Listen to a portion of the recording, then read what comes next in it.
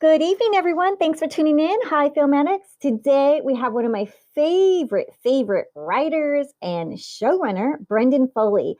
Brendan Foley is an award-winning writer, and he is also a juror for the International Emmy Awards. And Brendan is also known for his film Johnny Was, The Riddle, and new TV show called Cold Courage and his best-selling book Under the Wire called Great Escape. Let's welcome Brendan to the show. Brendan, welcome to the show today. Lovely to be here, and thank you for having me. You're welcome. And I just want to say, Brendan's so amazing to come back because we had Wi-Fi issues and the other day when we recorded. So he was so kind to come back. So I'm so happy you were. My pleasure. Worst things happen on any production in history, so don't worry about it.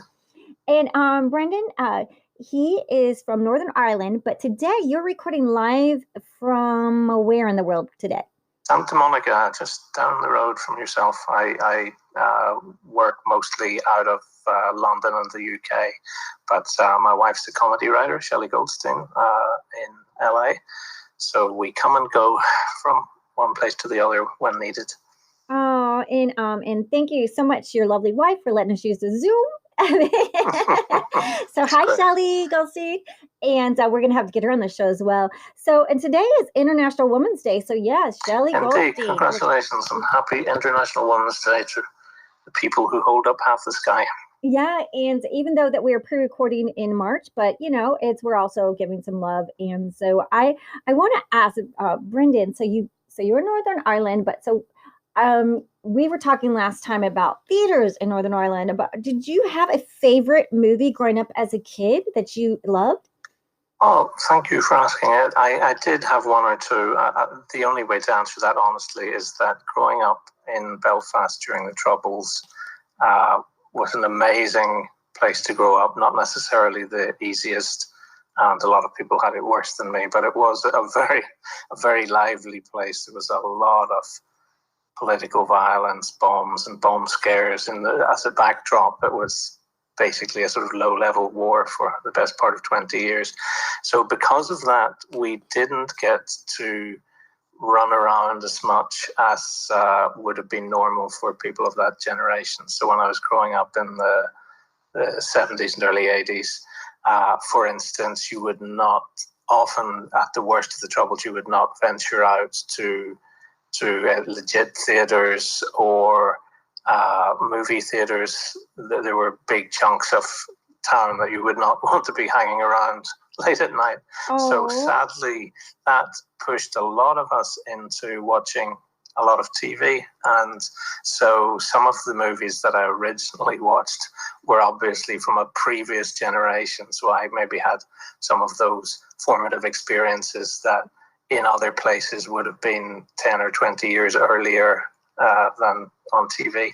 But when we did venture out to movie theaters, a few things blew me away. I mean, one that I would really point to, and it may be a movie that some of your folk haven't seen yet, and if not, just beat a path to its door because it's an amazing show.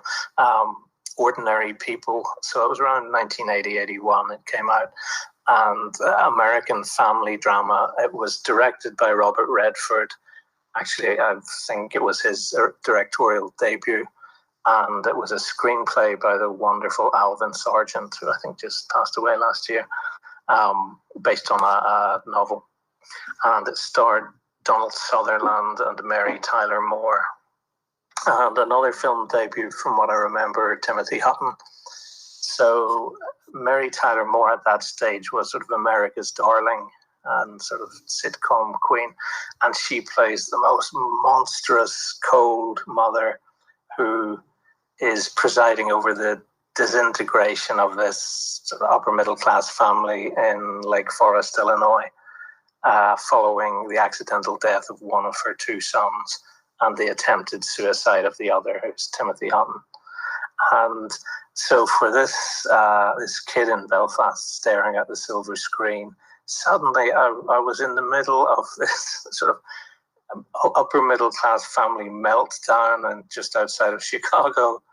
at the same time, and it just blew me away because I was so connected to these characters in this world, even though my own experience was the absolute opposite, which was growing up in an area of much more volatility and turmoil and politics and violence just swimming around you. And yet I had a very, very stable home life. I'm very blessed with really great parents who sadly aren't with us anymore. Oh. But it was like, it was the equivalent of growing up on Walton's Mountain, except with the world going to hell in a handbasket outside the door. But every time you closed the door, it was incredibly safe and loving, whereas poor old Timothy Hutton was there on the silver screen in Ordinary People, just with this desperate family sort of melting around him and trying to recover from his own guilt of being involved in an accident that his brother died in. So just a great movie. And it was the first time I realized, someone makes these, someone writes them. They might seem incredibly obvious, but to a lot of people then and now, you just, unless you have a connection to the industry, you just sort of sat down and someone put a movie on your plate and it was just, it arrived there. You didn't think about where it came from. It was sort of delivered by Stork. So delivered by Stork. Yeah, I was a kid too. Like, how did they catch these people eating and sleep? Like, how did they do that? You know. What do you mean? Someone writes it? Amazing. So that's sort of, I've always loved writing, and to be honest, it's the only thing I've ever been good at. And through my career since then, I've always had writing at the heart of it. I've done a lot of different things. I went from being a news journalist to a features journalist to international features, worked in 77 countries, and then hopped from that into writing books, and books into indie movies, which I wrote, produced, and directed mainly. Very, very tough road for anyone. And then in the last 5 years or so, I've segued into TV drama, particularly series drama, and particularly international co-productions around the world. And I'm loving every minute of it. It's a great time to have finally arrived in TV. Oh, and that's so beautiful. I'm like cheering for you because you're this kid that most kids you think that most kids get to watch like E.T., The Goonies, and Escape to Witch Mountain, and Star Wars, and all these fun kids movies, and like all the animation ones. And then you are in literally, turmoil and violence and all this stuff outside your door. But I'm just so happy that you had loving parents that really brought you into a beautiful place. It makes a big difference to, if you're a storyteller, sometimes great storytellers come from really appalling backgrounds and they story tell their way out of them. But at other times, if you have, a mixture of sort of a lively world outside, but the security inside, to essentially put everything in order in your own head and be an observer. A lot of good writers tend to spend a little more time listening than talking.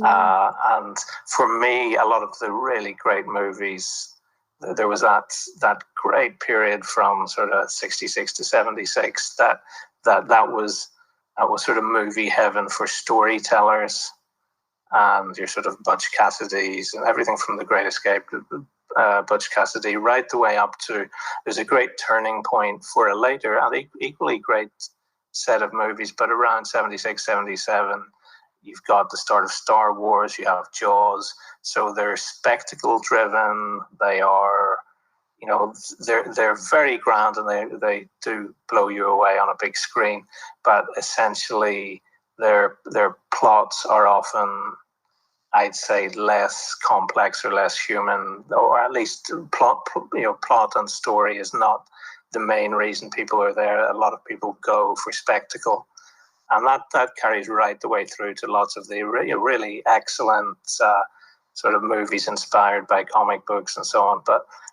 for me, there was just that great first grounding in characters like Cool Hand Luke, just these amazing larger than life stories about anti-heroes.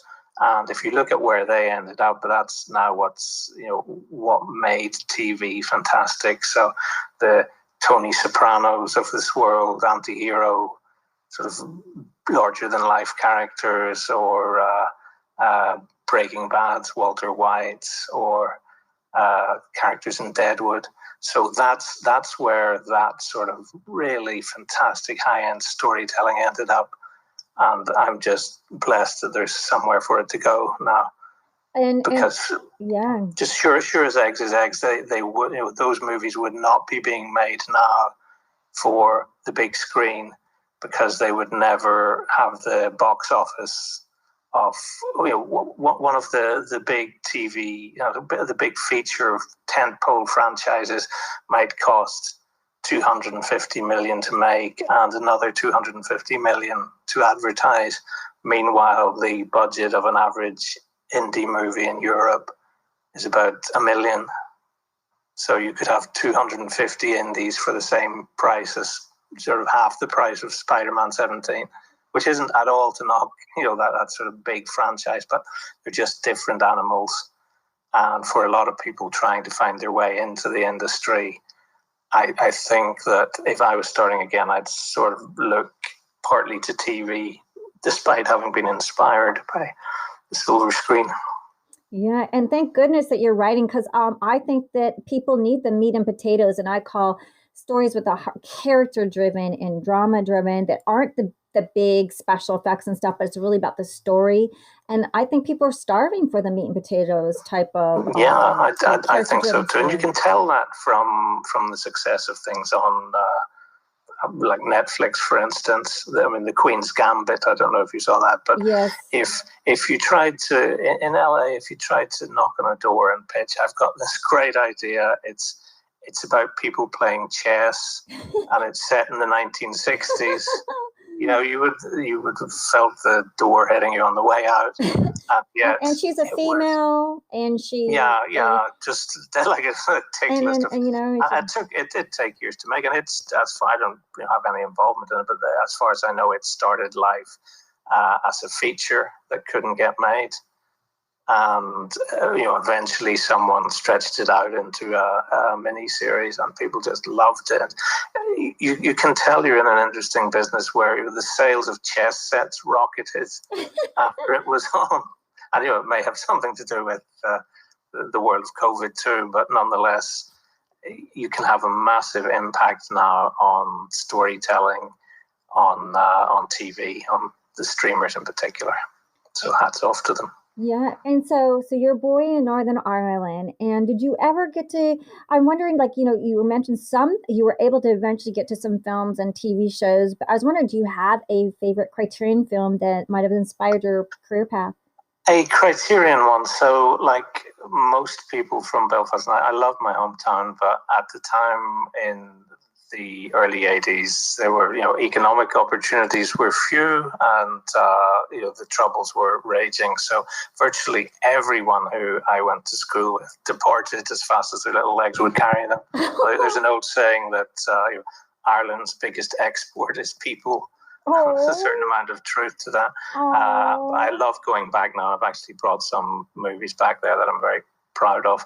But at the very start of that, when I ended up in England for the first time, so young guy trying to make his way as a young journalist, and I saw a Criterion movie called The Long Good Friday.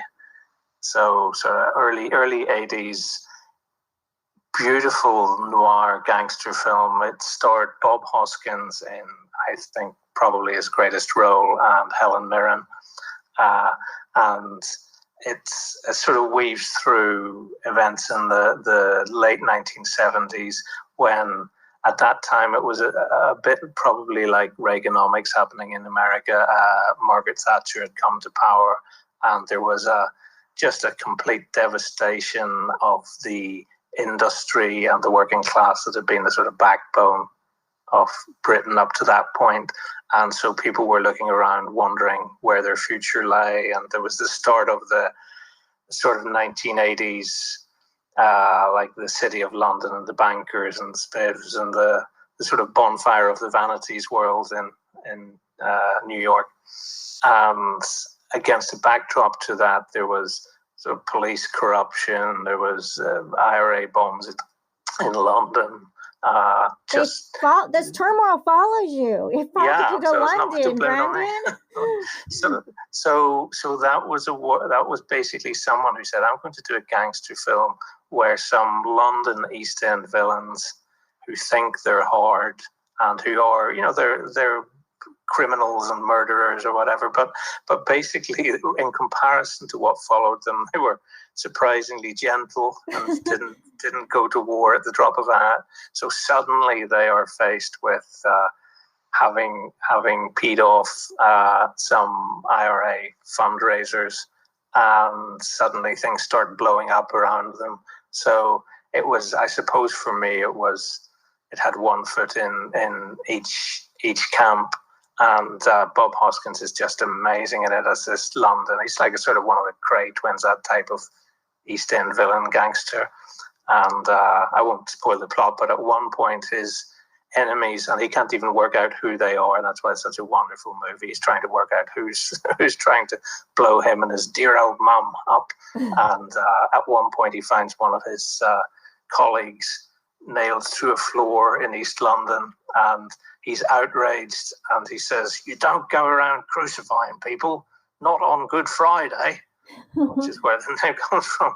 So it's got a lot of black humor in it, but it's just a powerful little movie. I watched it again recently, and I just think it's as good as ever. It's become a period piece, but for me, it was just a great introduction to a new, different world.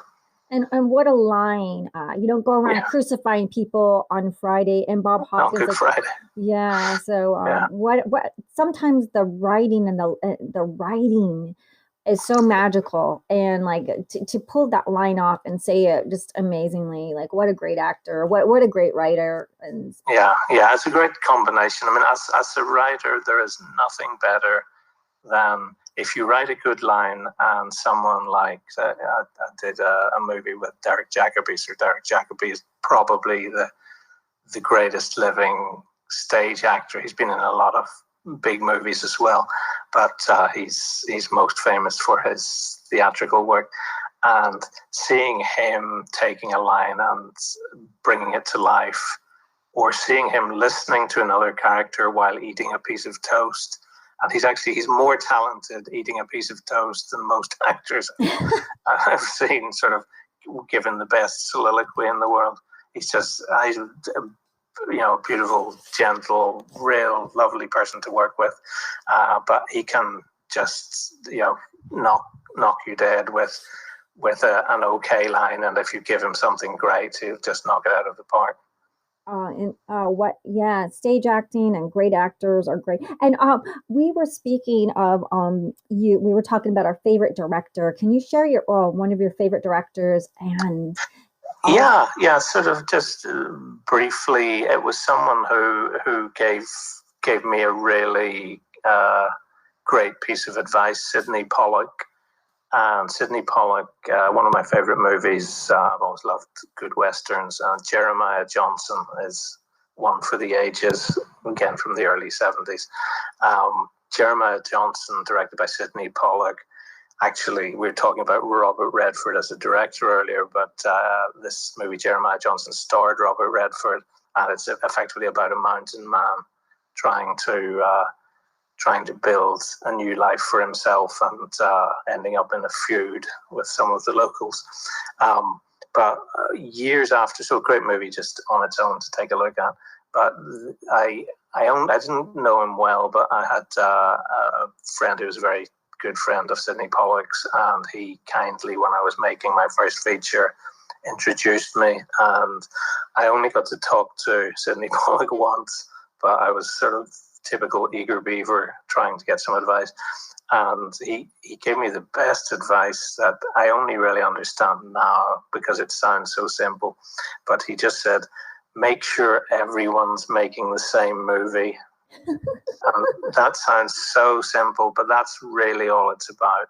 And that can go for your heads of departments, it can go for going from a script to going to the actors, that the actors are all making the same movie, that the crew are all making the same movie. And it does start with a great script, but you then, in the world of features, you then need someone with an amazing effort of will to pull it together, and that's a director like Sidney Pollack.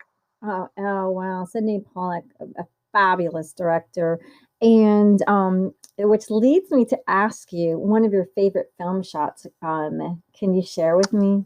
Well, I'm going to rocket from ancient history to much more recent history now, and if I can sort of segue into TV land, I think some of the most wonderful writing recently has been on Better Call Saul.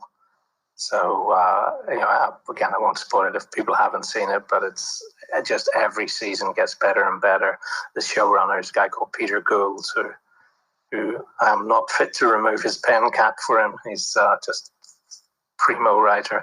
And there's a little scene in that where they have a lawyer hustler character, Saul Goodman, and he's sort of like a park bench lawyer hustler, and everything is going incredibly well for him at one point. And he's walking down the street with a large ice cream and is very pleased with himself. And then some of the gangsters who he often represents drive up beside him and tell him to get in the back of the car. So he doesn't know whether he's about to be shot and dumped in the desert or whether he's being asked to do something. And the gangster, who obviously has a sort of pimp mobile, isn't keen on this ice cream coming anywhere near his lovely car. So he just tells Saul Goodman to drop the ice cream. The ice cream falls, ice cream first, with a sort of the cone pointing up like a wizard's hat. And then Saul is driven off to his fate. And then there's a little scene of macro photography where a tiny little ant is walking across the sidewalk and suddenly comes to the bottom of this ice cream, which to him looks like the Matterhorn in the Alps. And in the background, you start to hear this amazing, slightly demented sort of 1950s yodeling tune. And then there's another ant and another ant and another ant until by the end of this scene, they're climbing and swarming. And it's quite disturbing because you have a sort of an ice cream covered in ants on the sidewalk. But it's also extremely funny with the yodeling in the background. And for one of the nicest things, if you have some kind of history in movies, is that you can see the same thing happening. So probably the greatest Western ever made, in my opinion, was Peckinpah's The Wild Bunch. And it starts with a similar scene as kids in the street playing, but it's a lot crueler and more visceral. But it's a scorpion trying to fight off ants, and it is this big prehistoric looking creature, a scorpion, which looks giant in the scheme of things in the camera, and these tiny things swarming around it, and that becomes a metaphor for the Wild Bunch, who are a bunch of Western desperados who have outlived their time and are being swarmed over by the law and by progress. So similarly in each, I don't know if Peter Gould was in any way aware of that, and it didn't matter because what he did was so original with it. But in each case, it was about the sort of idea that man plans and God laughs, and a little ant is feeling like it's all of its Christmases have come at once, and actually it's just an ant on the sidewalk, and it may be trodden on at any moment. So that to me is great sort of micro storytelling, when a lesser writer would just have had the ice cream is dumped on the sidewalk and he gets in the car. Ooh, so it's like I was thinking it's foreshadowing as the ants eat the ice cream. Sal's going to be eaten up by the gangsters. Ooh. So yes, it's just, and you don't need to sort of whack them over the head with the metaphoric. It's just there if people want to see it. And otherwise, it's just an incredibly entertaining shot of look what's happened is ice cream. So good. I think good scenes tend to work on a multiplicity of levels for different people and different audiences. Yeah, and speaking of, so you had this. Can you tell us a little bit about your film, Johnny Was? That was filmed in your hometown of Northern Ireland, right? Yeah, that was my first feature as a writer and producer, and I also directed post and sound post on it. It has one of its strong points is a most amazing reggae soundtrack. If anyone likes reggae, check it out. Just amazing soundtrack there. Um, and it had a really interesting cast at the time. So this gets back to if people are trying to break into writing, just try to write something that jumps off the page. That's not just another Me Too. It has to be something that when it gets into an actor's hands, he or she says, I haven't done this before, and I think I could really bring this to life. So I was fortunate enough to get Vinnie Jones, who was riding high after Lock, Stock, Two Smoking Barrels, and he wanted to do something that showed off his acting chops more than just being the sort of villain number one. And he really did. He rocked it, and he just brought his A game to it. And then the rest of the cast was just crazy and larger than life.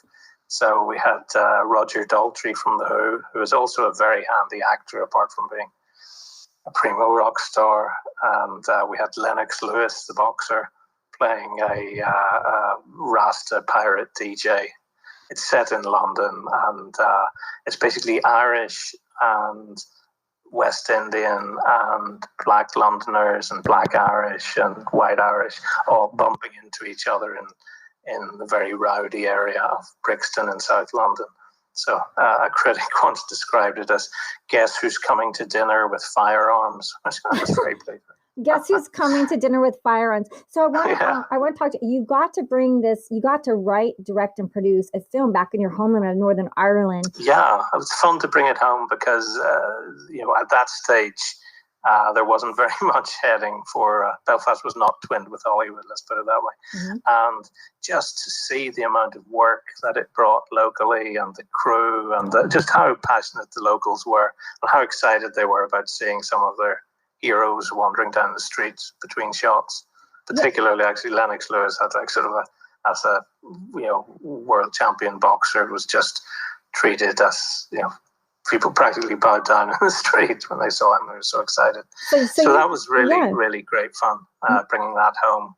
And it wasn't easy like all indie movies. We were holding it together with a wing and a prayer and sort of sellotape and hope. But we got it made, and it won some awards, so we did okay with it. And since then, the people, I would like to say thank you to one particular bunch who made a big difference to me. Northern Ireland Screen, or the sort of local, the body that promotes and encourages investment in film. And right from day one, they just completely had my back while I was trying to do this nigh impossible thing of getting a fairly big indie movie going. And since then, we shot in what was then a disused shipyard where the Titanic had been built, for instance. It didn't augur very well for movies, but it was a great giant disused shipyard, and we shot in the paint hall there, one of the first movies to do so, and since then that has become one of several massive studios in Belfast where more than 80% of Game of Thrones was shot. So they really made the most of what started with a few little indie movies and built to an amazing industry. And they now have such talented crew there. So hats off to the people who helped to build that at Northern Ireland Screen. So thank you, Northern Ireland Screen. So Film Addicts and everyone, please join us back for part 2 with Brendan Foley, award-winning writer and showrunner. And so join us back for part 2, because I'm going to ask him how Roger Daltrey of The Who and Leonard Lennox, the world boxer, was in his first film. So stay tuned with us for part 2.